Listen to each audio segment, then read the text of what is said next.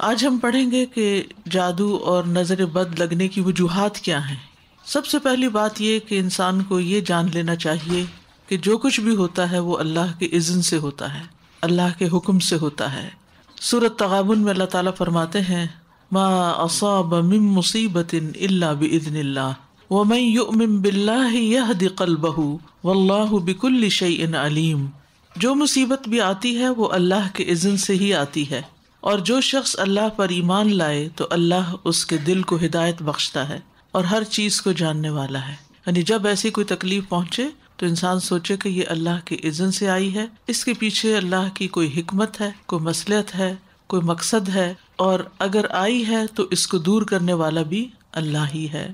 اور من یؤمن باللہ یہد قلبہ، اس کے بارے میں عبداللہ بن مسعود نے کہا کہ یہ وہ شخص ہے کہ اگر اس پر کوئی مصیبت آ پڑے تو وہ اس پر بھی راضی رہتا ہے، بلکہ سمجھتا ہے کہ یہ اللہ ہی کی طرف سے ہے۔ پھر یہ بات یاد رہے کہ ہر بیماری، تکلیف یہ تقدیر کا حصہ ہے، یعنی اللہ سبحانہ تعالیٰ نے بندوں کو پیدا کیا اور ان کی تقدیر بھی بنائی۔ تو اسی لیے مومن کیا کہتا ہے، قل لن یصیبنا الا ما کتب اللہ لنا هو مولانا، کہ ہمیں ہرگز نہیں پہنچا مگر وہی جو اللہ نے ہمارے لیے لکھ دیا تھا، وہی ہمارا مولا ہے، یعنی اس کو ٹھیک بھی وہی کرے گا، اس تکلیف کو دور بھی وہی کرے گا۔ پھر اسی طرح اللہ کا اذن کیوں ہوتا ہے، اس کی وجوہات کیا ہوتی ہیں، وہ تو اللہ ہی بہتر جانتا ہے، لیکن جو وجوہات ہمیں قرآن و سنت سے پتہ چلتی ہیں ان میں سے ایک وجہ یہ ہے کہ جب انسان اپنے اذکار میں، تلاوت میں، دعاؤں میں، تعوذات میں کمی کرتا ہے تو شیطان کو اٹیک کا موقع مل جاتا ہے۔ جیسی سمپل سا فارمولا ہے، آپ کو سردی کیوں لگ جاتی ہے؟ کیونکہ آپ نے پراپر کلودنگ نہیں کی ہوتی، آپ نے پراپر اپنے آپ کو ڈریس اپ نہیں کیا ہوتا، تو وہ پھر آپ کے اوپر اٹیک ہو جاتا ہے۔ اسی طرح بہت ساری چیزیں جو اسباب کی، یہ دنیا اسباب کی ہے، تو وہ اسباب کیا ہیں کہ جس کی وجہ سے کوئی مسئلہ پیش آ جاتا ہے، وہ ہم سب جانتے ہیں کہ اللہ سبحانہ تعالیٰ نے جتنی چیزیں دنیا میں بنائی ہیں ان سب کا کوئی نہ کوئی ایفیکٹ بھی ہے، ان کے اندر اثرات بھی ڈالے ہیں، تو وہ مخصوص اثرات ہوتے ہیں جو انسان کے اوپر عامل ہوتے ہیں۔ ابن القیم کہتے ہیں کہ نظر بد ایک قسم کے تیر ہوتے ہیں جو محسود کی طرف حاسد اور عین یعنی نظر لگانے والے کے نفس سے نکلتے ہیں۔ کبھی تو وہ ان کا نشانہ بن جاتا ہے، کبھی وہ خطا ہو جاتے ہیں، یعنی تیر ادھر ادھر ہو جاتے ہیں، اس بندے کو نہیں لگتے۔ پھر اگر یہ تیر اس کو ننگا پاتے ہیں تو اس پر کوئی بچاؤ کا سامان نہیں، یعنی اگر عبادات وغیرہ کی زرہ اس نے نہیں پہنی ہوئی تو اس پہ لگ جاتے ہیں۔ اور یہ کہ وہ صبح و شام کی اذکار کی حفاظت کرنے والا نہیں، تو جو شخص صبح و شام کی اذکار کی حفاظت کرے وہ اللہ کی پروٹیکشن میں ہوتا ہے، اور اس نے اپنے اوپر حفاظت کا لباس پہنا ہوا ہوتا ہے کہ کوئی تیر آئے بھی تو وہ بسم ہو جاتے ہیں، ختم ہو جاتے ہیں، اس کو نقصان نہیں دیتے۔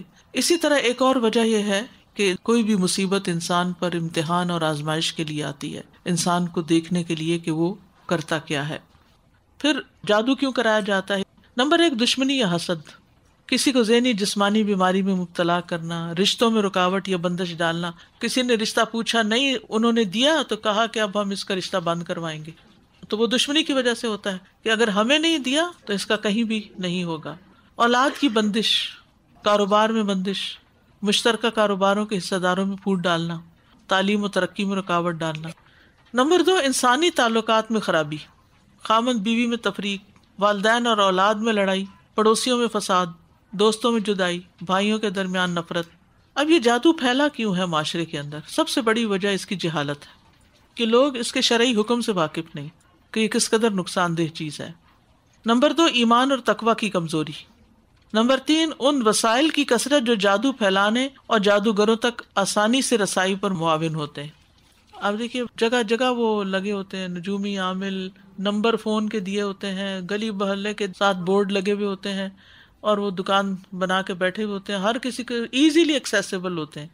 پھر اسی طرح لالچ اور مال کمانے کی رغبت، بعض اوقات مختلف چینل یا کال سینٹر سے، اور یعنی اس طرح کی کالز بھی بعض اوقات آتی ہیں کہ اس چیز کا علاج ہے اس طرح۔ پھر بعض لوگ مستقبل بہتر بنانا چاہتے ہیں تو وہ اس پھندے میں پھنس جاتے ہیں۔ بیماریوں اور اوہام کی کثرت، جادوگروں کو روکنے کے لیے سزاؤں کا نہ ہونا، کوئی پوچھنے پکڑنے والا نہیں، کھلی چھٹی ہے، جو مرضی جادوگر بن بیٹھے۔ پھر اسی طرح بعض اوقات خرافات پر مبنی کارٹونز اور اس طرح کی چیزیں دیکھنا، وہ بھی بچوں کے ذہن پر اثر انداز ہوتے ہیں، کیونکہ اس میں بھی کچھ ہڈن سٹل میسیجز ہوتے ہیں. بعض گانوں کو بیک ٹریک کیا گیا ہوتا ہے اور شیطانی اعمال اس میں ہوتے ہیں، یعنی جن چیزوں سے شیطان خوش ہوتا ہے. پھر اسی طرح مسائل کا بھرمار ہونا اور زندگی میں مشکلات، اتنی مشکلات ہیں، اتنی مشکلات، اور جب وہ دیکھتے ہیں کوئی راہ نہیں تو چلو جادو سے ہیلپ لیتے ہیں. یہ ایک بہت بڑا سبب ہے. بعض عورتیں شوہر کے ظلم و ستم کا شکار رہتی ہیں، مارتا ہے، پیٹتا ہے، خرچہ نہیں دیتا، تو پھر کوئی طریقہ نہیں سمجھ آتا، بے بس اور کمزور ہیں، تو وہ چل پڑتے ہیں کسی ایسے عامل کے پاس، وہاں جا کے اس کو بتاتے ہیں کہ ہمیں اپنے ہسبینڈ کے خلاف کوئی تعویذ دو. پھر اسی طرح کوئی شخص مثلا بے روزگار ہے، فقیر ہے، کہیں کوئی کام کاج نہیں، نہ کچھ پڑھا لکھا، نہ کوئی نوکری نہیں ملتی، وہ ایسے لوگوں کے ہتھے چڑھ جاتے ہیں. بعض اوقات کوئی بیماری ایسی ہوتی ہے جو طول پکڑ جاتی ہے، تو لوگ کہتے ہیں اس کا ڈاکٹروں کے پاس علاج نہیں، چلو جادوگر کے پاس. بعض لوگوں کی کوئی چیز چوری ہو جاتی ہے، یا کوئی اور مال کھو بیٹھتے ہیں، یا کوئی ان یوزول قسم کی چیز پیش آ جاتی ہے، تو وہ لوگ جادوگروں کے پاس چل پڑتے ہیں. یعنی مسائل میں جب انسان گرتا ہے تو وہ کیا ہوتا ہے کہ نہ علم ہے، نہ تقوی ہے، نہ اللہ کا ڈر ہے، شرعی حکم پتہ نہیں، اور وہ پڑ گیا اس کے اندر. ساتھ ساتھ جادوگروں کے نام سے تو نہیں جاتے لوگ، عامل کے نام سے جاتے ہیں، جی ہاں، پریشانی ہے. تو یہ نہیں کہتے جادوگر کے پاس جا رہے ہیں، یہی کہتے ہیں کہ نجومی کے پاس یا عامل کے پاس، ڈفرینٹ نیمز جیسے رکھے ہوئے نا. اب نام کسی نے کچھ بھی رکھا ہو، بورڈ کچھ بھی لگایا ہو، دیکھنا یہ وہ کرتا کیا ہے. تو وہ انشاءاللہ آگے میں کچھ باتیں ذکر کروں گی کہ کیا علاج نہیں کروانا چاہیے، کس کے پاس نہیں جانا چاہیے اور کیا کرنا چاہیے.